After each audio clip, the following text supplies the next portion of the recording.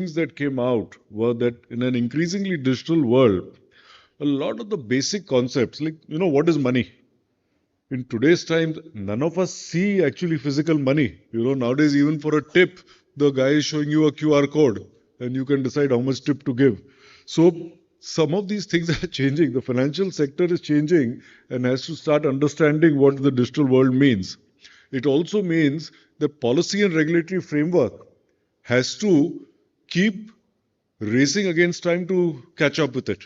Because partly regulators and government allows innovation. You come too early, you kill innovation. But then you have to quickly go and again keep pace with it as well. And this is going to be a ever catch up kind of race. The third clear consensus was how do we again use the technology and digital tools available to further prioritize financial inclusion so that we continue to build a more equitable and prosperous society. We know that on a year-on-year basis that may not necessarily happen, but directionally it must happen and the gap must narrow between the haves and the have-nots. Next was a discussion around the transition to a low-carbon economy and everything associated with it, from regulation to investments. So overall, I must say that in a short period of 2 days, we ended up discussing on a wide variety of important topics, and we hope to compile these together into a useful document at the end of this. So that was just a quick summary for all of you all, as well as for Ajayji. And with that, now let me request him for his keynote address.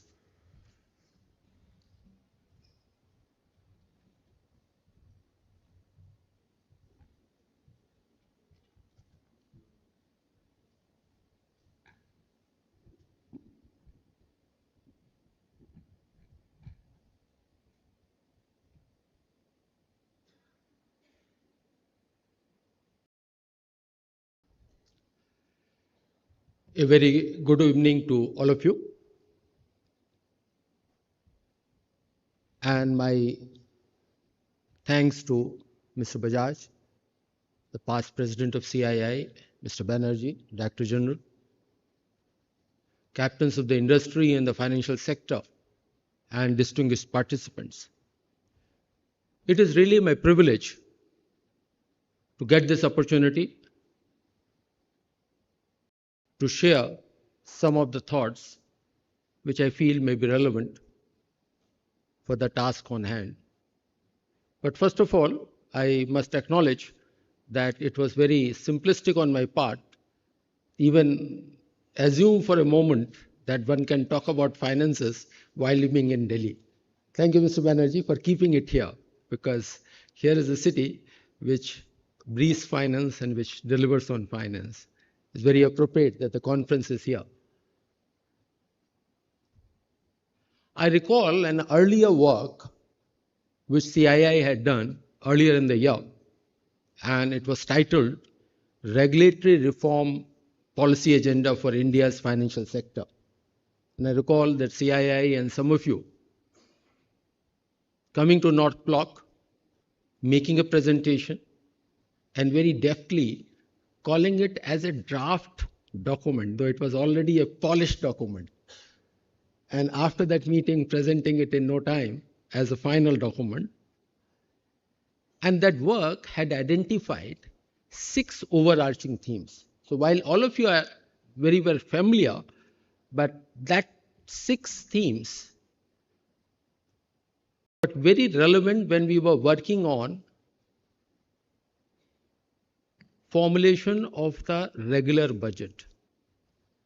And what those themes are, these themes are relevant for us today, they will be relevant for us in even up to the medium term. And medium term for me, I'm not looking at 3 years, but even if you were to say 5 to 7 or 10 years. So I'll repeat those 6, it is from your document.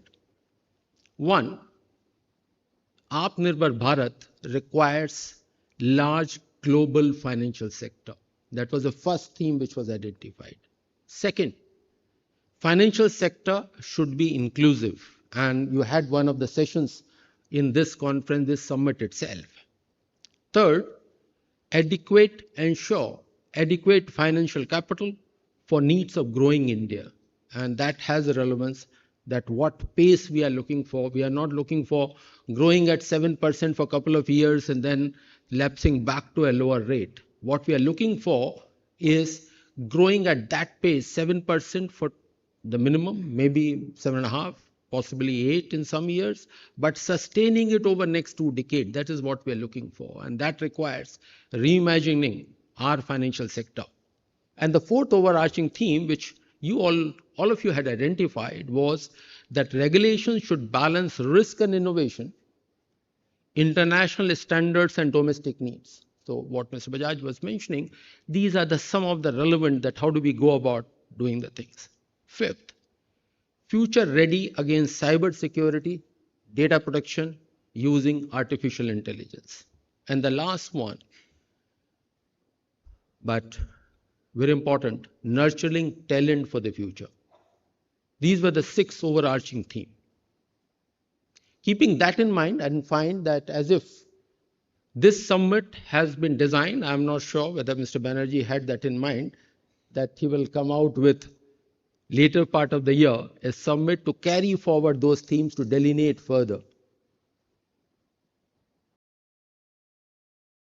This summit, the significance of this summit, hugely. Timeliness, it could not have been better. It builds on your earlier work. And as I mentioned, we have to reimagine our financial sector. It has to be in terms of scale, reach, efficiency, and productivity. All 4 facets will have to be taken care. As Honorable Prime Minister said recently, and I quote, "This decade represents the lift-off decade for Bharat. These years will lay the foundation of a Viksit Bharat at 100. We are the ones making it happen." Unquote. Now let me share with you that what is the vision of Viksit Bharat. And that vision was detailed by Honorable Finance Minister in the interim budget. And I quote, "Prosperous Bharat in harmony with nature, with modern infrastructure and providing opportunities for all citizens and all regions to reach their potential." And here I underline the part, providing opportunities for all citizens and all regions. And what Mr. Bajaj was saying, inclusiveness. That is what we look for in a prosperous India. Further going on, in the regular budget, Finance Minister made an announcement in July 24 for developing a financial sector vision and strategy to equip the financial sector in terms of size, capacity, and skills. So when I got a message from Mr. Banerjee that this summit is being organized and will I be available to participate in that, I said, this is an April work. We took it forward in the budget, and now here is a huge amount of wealth of information, wealth of ideas will come from this summit, so I must go. And that is how I find that is industry and the sector people working in collaboration with the government is a great example of working on this, that exchange of ideas, exchange of what is possible, what is needed for our economy. And I really liked when Mr. Bajaj said that while there are global standards, but we have to see what are the standards for ourselves, what is the needs of our economy. We set our own standards. Of course, we have to be in harmony with what happens in the rest of the world, but we just can't take it elsewhere and start using them here.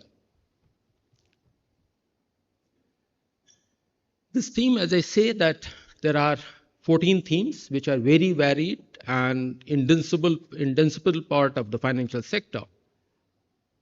But these are deliberations what all of you had over the past 2 days. These are very appropriate point of time. These have been discussed for a collaborative effort with the government. Let me share now some of the thoughts which I feel are relevant for the task on hand. And I'll touch upon first the inclusivity as the foundation of Viksit Bharat. And the work or a framework which comes to my mind. We can have a different ways of look at it. This is something which was done by all financial sector regulators. RBI took the lead, worked with others, worked with the government, worked with the industry, and came out with Financial Inclusion Index. That was, I believe, 4 years back. Now, that FI index is a comprehensive index incorporating details of banking, investment, insurance, pension, even a small savings. And that was, as I mentioned, in collaboration and consultation with all.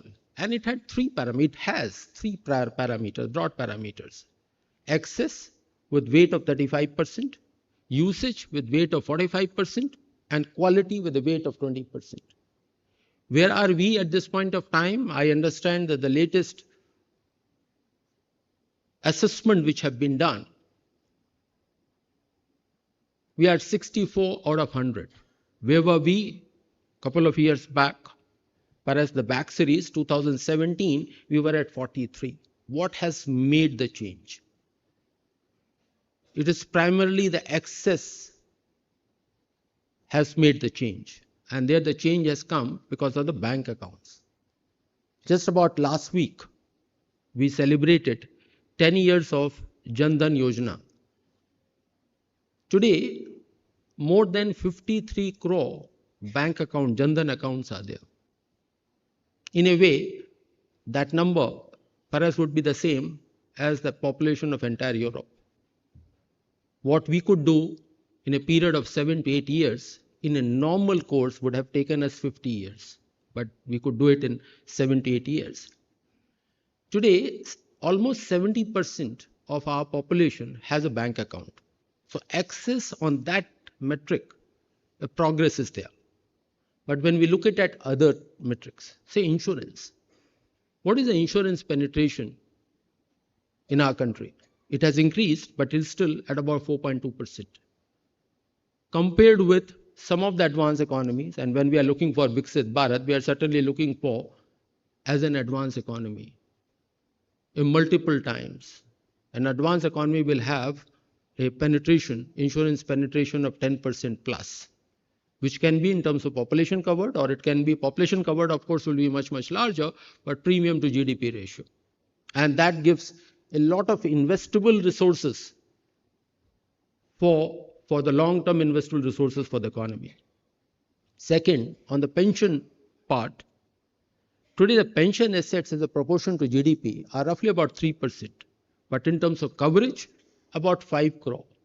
In a country of 150 crore people or 140 crore people, 5 crore have some or the other form of insurance coverage. And large part, of course, is coming from Atal Bima Yojana. Then coming to capital markets, now we have 9 crore unique demat accounts. But half of them have very active trading but little balance. There are 19 crore mutual fund folios with asset under management being roughly about 20% of the GDP. Fairly large proportion. But annual flows are just about 0.6%. So that shows that coverage has increased very significantly. And there's a very interesting data that out of 19,000 pin codes in the country, only 31 are the ones where there's a no investor. Just look at the reach in a large country like ours. Even the remotest of the corner, there is somebody or other who has put money into a mutual fund. That's a kind of a reach which has been possible. But when we look at it in terms of beyond the accounts, beyond creating access to the people, in terms of now other financial products and services, a long journey is there. Then come the usage part and the quality aspect. These are the two dimensions which require very close attention. And the quality means quality of services or the absence of deficiency of services, consumer protection, and of course financial literacy. So where I see the agenda over the next 5 to 7 years, and I'm sure that some of the recommendations from your deliberations would also be very, very helpful or would be helpful, is expand access for credit products. It's not just opening an account, but it's saying that how much of credit is flowing through those accounts. Today, a typical Jandan account or an average is about 4,500 rupees. Second, expand access for insurance, pension, capital market products. Third, make the services far more efficient, resulting in reduction in cost of intermediation. And fourth, improve quality of services. So there I see the agenda on financial inclusion. Now let me cover quickly on meeting the needs of the economy, where I see that what is the agenda for us. First part, before we get into the savings, investments, first the part is day-to-day activity. The payment system, which is the entire, which keeps all of us moving, and is whether cash or QR code or what is money today, that the question comes in. So what India has done, a very efficient system for wholesale as well as retail payments. NEFT, monthly 80 crore transactions, value being 36 lakh crore. RTGS, of course, these are wholesale. Number of transactions of 2.5 crore in a month, but the value is 159 lakh crore. So that is for big money to move. But for a common man, a small money to move, the UPI, the real game changer. 1,400 crore transactions in a year. 140 crore population on an average, every Indian is making 10 digital transactions every month. That's the kind of a volume it is generating. And 20 lakh crore is the value in a month what is getting transacted. So very, very efficient payment system. But when it comes to the other services, bank and NBFC credit to private borrowers, or both put together, is of the order of about 60%, or maybe max about 65%. In a year, net credit is about 6% of the GDP. So if you look at that, what is the inflation rate? 4.5%. That means credit growth in a year may vary, but credit as a more investment being available, money being available, is just moving at the pace at which the inflation is catching up with the inflation. Equity market, while the market capitalization is over 140% of the GDP, and I pause for a moment because I'm trying to compare an asset value with a gross income. But that is an important metric, that is how we follow. But when we look at how much monies get raised through IPO in a year, the last year data, it has increased substantially, but it still is about 0.2% of the GDP, fresh capital being raised through IPO, and of which 30 to 40% is fresh capital.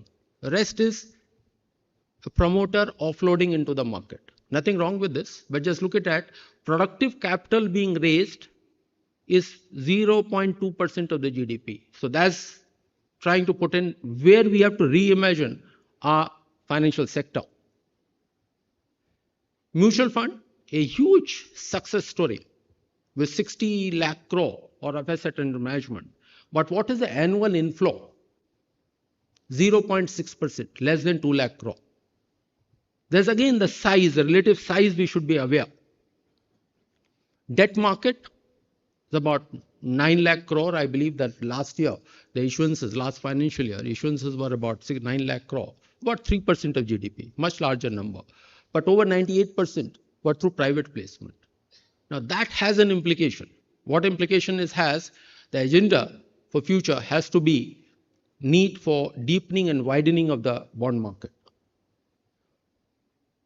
Over 80% of the issuances are AAA rated. That means that a very vast segment of economic players are unable to tap the bond market, and that is something we growing at 7% plus for 20 years. We want, as we say, that all hands on the deck. It can't be that only one segment of the economy is doing better, rest are trying to catch up. That perhaps will not be the best way of sustaining it. Third, much work needs to be done in terms of credit rating and developing the secondary market. And in that regard, there's an upcoming work. The bill for National Financial Information Registry is almost complete after an extensive consultations, and we expect that early setup of that registry post enactment will help in bridging or the filling a critical gap in credit rating mechanism. Moving to finances for MSMEs, as we know, those are the backbone for our economy. 35% of the manufacturing output, 45% of exports, almost 70% of the employment. But credit to MSMEs is 15% of the total non-food credit in the economy. I understand that 5 years back there was a committee which identified that credit gap for MSMEs to be of the order of about 20 to 25 lakh crore, and that was in 2019. At that point of time, the size of the economy would have been about 200 lakh crore. So one is talking about 8 to 10% of the GDP, that whatever the present ratio is, present proportion is, it has to increase a lot more. So when we are talking about MSME credit growing at 12% or 14%, that is from a deficient base, is growing up at that level.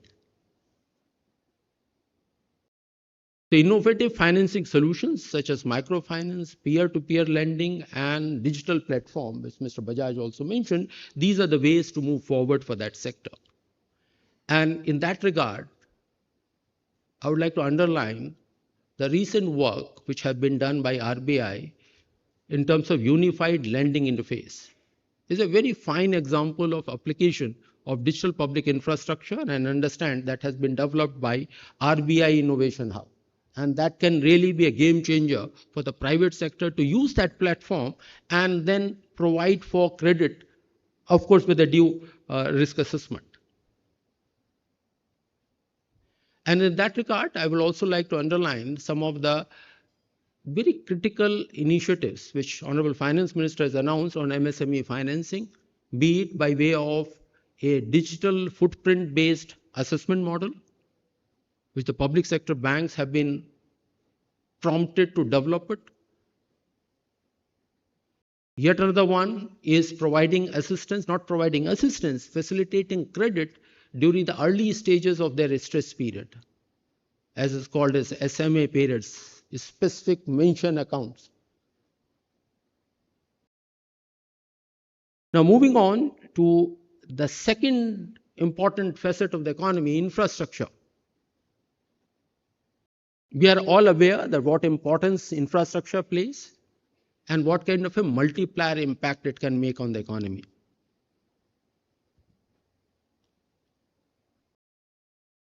Government of India over the last 5 years has increased its spend on capex, on capital expenditure. 80% of capital expenditure of Government of India is on infrastructure. From less than 2 lakh crore, now this year it is 11.11 lakh crore. Very regular monitoring to making sure that whatever outlays are there gets utilized fully. And one of the reasons that I have to shift my flight from an early afternoon to late afternoon was a review at a senior level coming up as to what is happening on Government of India capex on various infrastructure sectors coming up today. But overall, what we are spending on infrastructure as a country, roughly about 4.5% by the governments, Government of India as well as by state governments, and roughly about 1% by the private sector. Of course, financial sector is there to serve the real economy. Unless there are bankable projects, financial sector can't serve that part. But nevertheless, the need for supply side, more capital being available for infrastructure sector, what is getting financed, I'll share some of the data. In the past 10 years, banks have lent on an average 0.3% of the GDP every year. NBFCs, little more, 0.6%. Now NABFED, which have been set up a couple of years back, is aiming to reach about 0.3%. So meaning the credit through a structured institution regulated entities and a DFI is of the order of about 1.2% of the GDP. Will the rest come from the bond market? That is really the challenge. And I notice that some of the comments which we hear, that how do we develop the bond market to get into those areas. So the agenda for the next 5 to 7 years, deepen the bond market, better credit assessment. At the same time, different credit products for various stages of infrastructure projects. In the construction phase, where the risks are more, perhaps the banks can come in, of course, with a larger or with a higher interest rate. But once the asset moves over to the operating or the revenue earning phase, then the bond market or the infra NBFCs step in. Because that risk, construction risk has been taken away, perhaps with a bit moderate interest rate. At the same time, the PE funds or the InvITs coming in for the equity. I noticed that Mr. Bajaj mentioned about climate finance, and in the government, again, picking it up from the idea which your work in April had suggested, that there's a missing piece in our economy, international standards versus Indian standards. Finance Minister has announced to come out with taxonomy for climate finance. That's the work we have started, and we would love to partner with all of you under the aegis of CII, that how do we put that structure together, that taxonomy together. And it's not saying over a long period of time. It will take about 8 to 10 months, or maybe about 6 to 8 months. But there's an exercise we have started, and we have to let's travel together as a collaborative effort. I now move on to preparing the sector and the institutions for Viksit Bharat, and I'll draw upon 3 work here. One is a Utkarsh 2.0. This is a work by RBI in terms of medium-term strategy document for optimizing resources and strengths to achieve the goals, both in terms of the sector as well as for the institution. I'm not mentioning others. Other regulators have also done in the similar direction, but as an annual exercise, this exercise takes up for a 3-year what the position would be. This yet another very interesting paper has come, not a paper, it's a full document has come from the World Bank. It is World Development Report, which is on the middle income trap. This is a strategy how to move developing economies to move from beyond the middle income to a Viksit Bharat or to a developed economy. And there is a very interesting one is being talked about, investment, infusion, innovation. Now, we are all talking about how to get more credit, more capital investment. But that will suffice maybe from a lower middle income to become an upper middle income country. The 2 next I's there, the infusion part, learning from others. And the third one, setting efficiency and productivity benchmark for others. So here, in the next 5 to 7 years, we don't really have to talk about size, but we also talk about efficiency and the productivity. At the same time, our external orientation and reach. This again, one of you had written, I'm unable to recall the blog which was written. It was written by one of the financial sector persons, that we are talking about Indian institutions of global scale, but are we looking for their reach being within the domestic market, or we are looking for their reach being the global markets? So prepare our institutions to be of that scale and also have the reach in the global market. It will not be just sufficient if you were to say they serve the Indian economy, because more and more finances is something which flows across the borders. Then I move on to the innovation aspect, building on this to drive access and quality of services. And I'm quite encouraged the way we have seen sectorization of financial products and services. 10 years back, it was more about physical products, but now we are talking about in financial services, be it UPI, or we are now talking about a systematic investment plan for 250 rupees, or we are talking about an SME IPO. What late Professor C.K. Prahlad said, bottom of the pyramid. High quality and efficient services at low cost with product size suited to smaller needs. That is something which will have to take our sector, which meets the big needs, but it also meets the need of the small economic need, the financing need. That is what we have to provide for, but it is a high quality service at moderate cost. The enablers, digital public infrastructure, fintech, sandbox approach in regulations, and industry self-regulation. Again, I draw very comfort from the way Mr. Bajaj put it.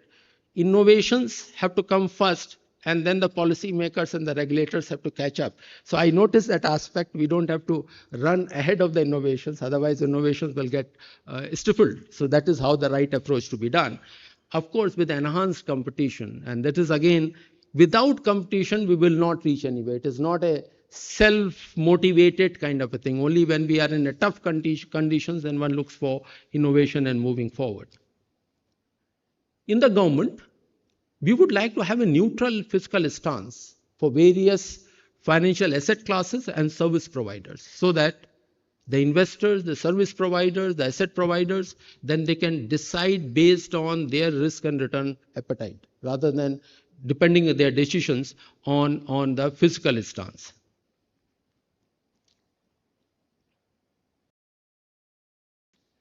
Let me briefly touch upon a new, not a new discourse, but we do find that people mentioning about it, an interplay between a saver-borrower model and investor-issuer model. Now, I see both these approaches complementary to each other. Given our economy, we don't have to say that one is better than the other. Both are needed for our economy. What are the real issues? Real issues are efficiency and cost of intermediation and convenience to customers. And I'm sure that your deliberations will be throwing light that how do we make both these paths for financial sector efficiency and productivity gains to move forward. Now, if both models have to work, then we have to invest on financial literacy and investor education to understand they understand it well, we understand their requirement well. Now, getting a little bit into history, the second 25 years of our country, post-independence, were about basic literacy. Second, thereafter, 50th to 75th year, it is about increasing access in terms of the basic education. Now, as we enter into the third, or rather the fourth, the second was on basic literacy, and third 25 years was access, and now as we entered into the fourth 25 years, focus on financial literacy. Now, it is not just sufficient that if we have a literate India, we have to be financially literate India, so that right choices can be made. This budget, the regular budget, has made an announcement for reforms for enhanced productivity of capital. This is something we have started the work in Ministry of Finance. Conceptual work has started, and we invite inputs and suggestions from all stakeholders. Coming to my last point, collaboration is the key to success. The challenges we face are complex and multifaceted, and no single institution, organization, or sector can address them alone. Government, regulatory bodies, industry associations, and civil society need to work together on policy formulation, sharing best practices, and developing innovative solutions to common challenges before us. To sum up, I am thankful to the CII for giving me this opportunity, and I look forward to taking forward the recommendations of this summit. And thank you for your patience in listening to me.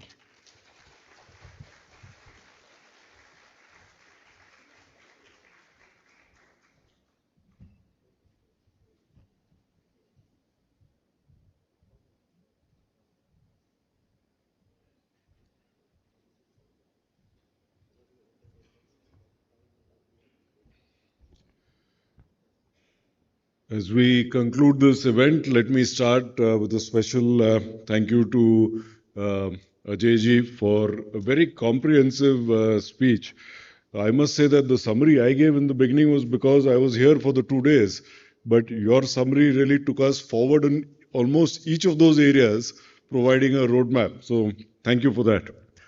Also, a special thank you to Dr. Anant Nageswaran for his outstanding leadership for the summit as chair of the event. He spent a lot of time curating the agenda, and as most of you all saw, he was here right from yesterday till most of today. I also thank all our distinguished speakers, industry leaders, and other guests, as well as our sponsors whose support helped us organize this event at this scale. And finally, to each one of you for being here, for participating as well. I hope this was as interesting and useful for you as it was for us at CII. Thank you. With that, the summit comes to an end.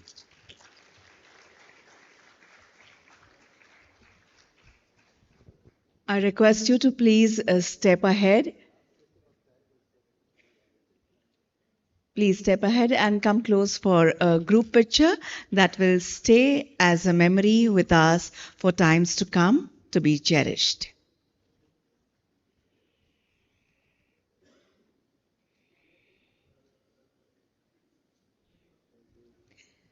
Thank you very much.